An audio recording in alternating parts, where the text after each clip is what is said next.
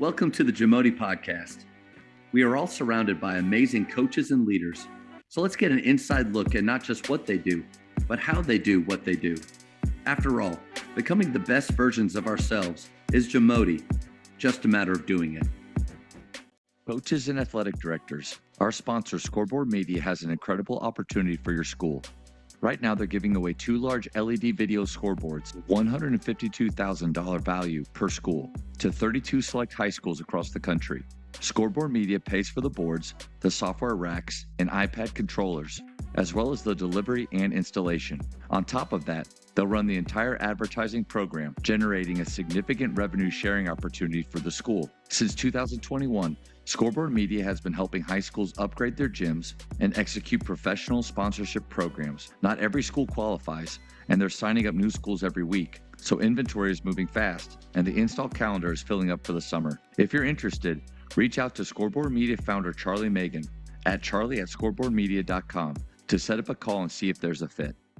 It'll be interesting. I mean, like you always said, and you said it, being the duck on the pond and, handling yourself calm. And I think that's where, like, kind of maybe getting a little off topic here, but Okay. You look, people get to where they get to, these positions of authority, right? Or power, however you want to word it, because they're confident, mostly because they're confident in what they do and what they can do. And I think the pride cometh before the fall, right? You can be confident in what you do and confident on how you got to where you are, but I firmly believe there has to be some sort of humility and self-awareness within that. You nailed it. Yeah. That can keep you grounded enough that when things don't go well, you're like, okay, I'm not just going to keep beating my head up against a wall. I'm going to do something a little different. Okay. I'm going to adapt, which is what I mentioned earlier. Like, because if you think your way is the best way all the time and you're not self-aware or you're not humble enough to realize that your way is not working, those are when people just crumble to me at the end of the day. I love that you brought up humility, because I think everything that you've talked about so far, like, that's necessary. You don't want to appear to be insane. This is clearly not going well. It will. Exactly. I think players appreciate, one, if a coach shows humility and, hey guys, that one's on me. I made the wrong call. And you know what? We're going to get better. I'm going to get better. I'll be prepared tomorrow. I don't think that it's bad, but then at the same time, you don't want to be saying that every game, every loss, every day. Hey guys, my fault again. Well, coach, hey, can you get better? Like, you've been saying that every day. But I think more often it's a fear that humility will show weakness, or that we don't know what we're doing. We don't have all the answers. But man, I think we've kind of gone through that authenticity of, yeah, I believe in this. There's going to be mistakes. And when there are, I'm going to own it and we're going to fix it. I think that goes a long way. Maybe it goes back to what you said too with your confidence. I think to have humility, you got to have confidence, or else you fake it and you don't pretend that anything's wrong. Yeah, that's true. Very true. Definitely a good way to put it. You talked about coachable as being one of those things that you look for. When you're out recruiting or you're watching film, what are some of those coachable moments that really catch your eye that you're looking for? Yeah, I mean, I think it's like, when a coach tries to talk to you when things are going bad, right? Because when things are going good, it's easy to go over there and put your arm around the coach and, like, yeah, okay, great, coach, like, I'm listening to you. But, like, how about when you're playing bad? Like, are you a bad teammate? Do you have bad body language? When your coach tries to pull you in, are you in the back of the huddle? Like, whatever it may be, those things they're very easy to see when someone plays bad, which is why everybody, as coaches, when you go evaluate people, you want to like them first, right? Because then you come back, but you have to be confident in knowing, like, okay, this kid is good enough. This kid, I want to be a part of my program. But then you kind of want them to play bad because you don't want them to get recruited any higher. Let's just be honest, right? And then we like you. If you could suck the rest of this AAU year, that'd be awesome. I mean, if people aren't saying it, then they're just not being truthful. Okay, Yeah. it's the honesty of the recruiting business is when they play well and you like them and you offer them, you don't really want them to play well anymore. Assistant coaches do in front of their head coaches, but other than that, that's about it. But sorry, I got off topic. But yeah, I mean, I just look, if you can handle stuff when it goes poorly, if you can handle being coached and you can handle all that stuff, then to me, you're coachable. Because those are the hardest moments, and can you handle adversity and can you be coached in those moments? If you can, the rest will be fine. Great story about Curry's college coach at Davidson when he was recruiting him. The game that he went to, or maybe it was even one of his first games at Davidson, he had like 9 turnovers in the game. And what his coach really loved about him was there wasn't any drooping, there wasn't an attitude shift, there wasn't a lack of belief. He was able to put it behind him and focus on what's coming up next, and he had a great game the next one.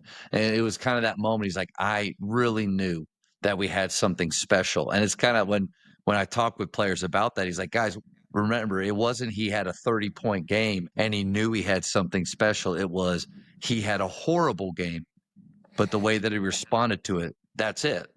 Yeah. Yeah. I mean, it really is the truth. I mean, those are the people that can handle adverse situations and when they play poorly and still get out of it and show that toughness and grit that I was referring to earlier. Like, those are the teams that are the most successful, because Lord knows most of the season is ugly and it's hard and you have to go through a lot of bad to get to the good. So if you can fight through that, man, you're going to have a successful team at the end of the day. I think so many coaches struggle with delegating. We like to do things ourselves. We want it to be done right. And you've been an assistant for a while, and again under some great people, but now building your staff. What are some ways that you kind of divide up those responsibilities and delegate with your assistant coaches? Yeah, it's been a little bit of a whirlwind, obviously, with the recruiting part. So we've just all been on hands on deck for all the recruiting stuff. Associate head coach handles scheduling. Jimmy Smith handles scheduling. Jovan Austin does some player development stuff with our player development guy, Trajan Wesley. They help handle housing. There's just different things, right? Payne Andrus, one of our other assistants, is in charge of all the compliance stuff and getting the visits set up and just trying to not necessarily specialize and put people in boxes, because I don't believe in that. I think if you put people in boxes, then they never get a chance to actually show you what they can do, because you put them in a box where maybe just you think that's what they're best at. And so, but I do think you have to delegate, because let's be honest, I don't have the time or the manpower to sit here and do all this by myself. So you have to trust in the people you hire and give them the opportunity to do what you need them to do. And ultimately, the word I used in that last sentence is like, you have to trust people. And if you don't trust them, then don't hire them. I mean, I know that sounds crazy, and it's not always that simple for some people, depending on where they're at, right, with budgets or level or whatever it may be. But I hired everybody on my staff because I trust them. So the delegation that I can give out to them in each specific area, then I can let them do it, and I know they're going to do it to the best of their ability. So I don't really like have, other than just being a head coach and, the CEO, I guess you could say, of like those type things. Everybody else has a certain responsibility and it's their job to do it. And then if they have an issue and they want to come to me and talk to me about it, then let's talk about it. I'm glad you brought up the trust thing, because I was trying to think of why wouldn't a coach delegate and allow assistants, even at the high school level, to do more?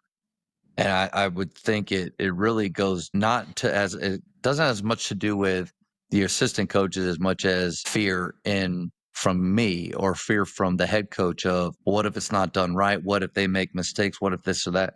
But the ability to be confident enough to trust, the humility to let go of some of that responsibility. I think, like, we want our players to surprise us. I think the more we allow our players to play free within some constraints that you have set up, I've seen players surprise me over the years that they do some things I didn't really think that they could. I think maybe our assistant coaches can do that, but man, I'm definitely guilty of, hey, I can get it done faster. I'll do it. No worries. I don't want to bother you. But I don't think it's because I'm that nice of a guy. I think it's just because I struggle with letting go. Yeah, and there's some things that I'm sure in the last month that I've been here full time that I've done where I'm like, I'll just do it myself, right? I mean, I think there's every head coach has probably done something in that realm when they become a head coach or even to this day. Look, I mean, I think the one thing that you can't be, and I was telling Ross Hodge, who's one of my best friends in the business, the new head coach at West Virginia, like we were just talking about staff and, obviously being a new head coach, like I'm always curious to kind of know what he went through last year, even though he had been a head coach before in junior college. But look, I made mistakes when I was an assistant, and I was not going to say afraid, but I was always like, there was always a slight fear in me when I made mistakes to let the head coach know of those mistakes. Right. And it's not anything the head coach did poorly. It's just intrinsically, that's how I always felt.